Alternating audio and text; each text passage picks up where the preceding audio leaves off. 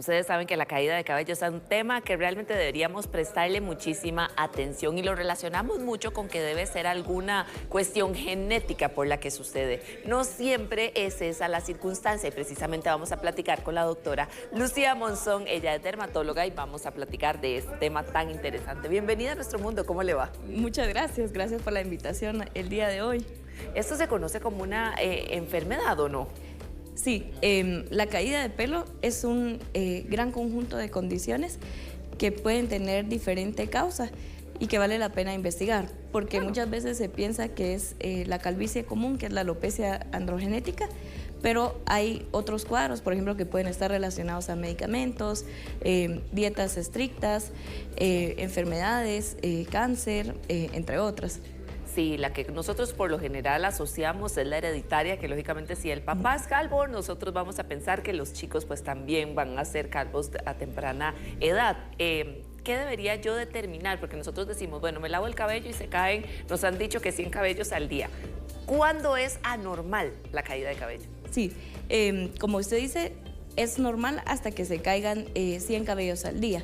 El ponerse a contar es algo que resulta impráctico, por lo que la recomendación es siempre que nosotros notemos que la caída de cabello es mayor al promedio a lo que yo suelo tener, acercarse con un médico para poder investigar la causa.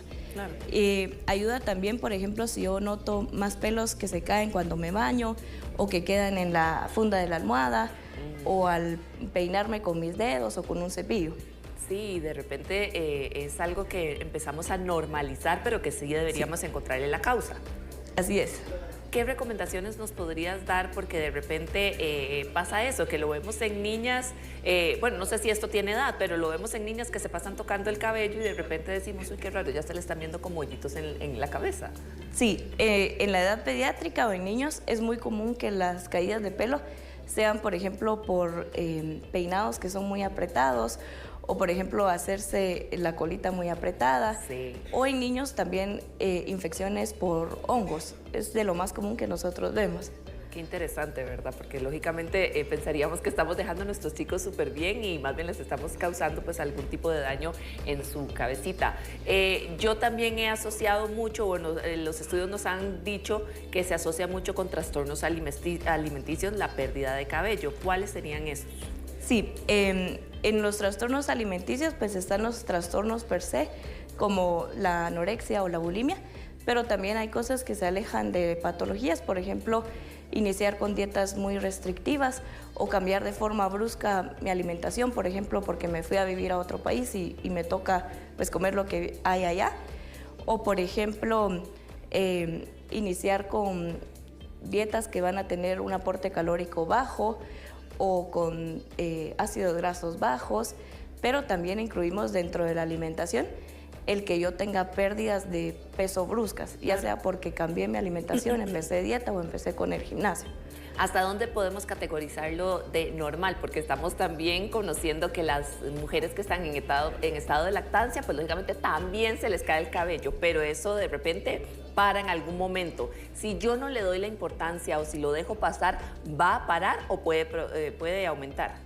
Sí, toda pérdida de pelo puede llegar a ser progresiva, pero por ejemplo en el periodo posparto, que nosotros lo catalogamos como un efluvio telógeno, van a ser resolutivos en el caso de la etapa posterior a tener un bebé. Claro. Sí, se llegan a asustar mucho las mujeres porque a veces esa caída llega a ser importante, pero es algo que va a normalizar y generalmente lo vemos en el periodo de 1 a 3 meses después de que yo tuve mi bebé. Sí.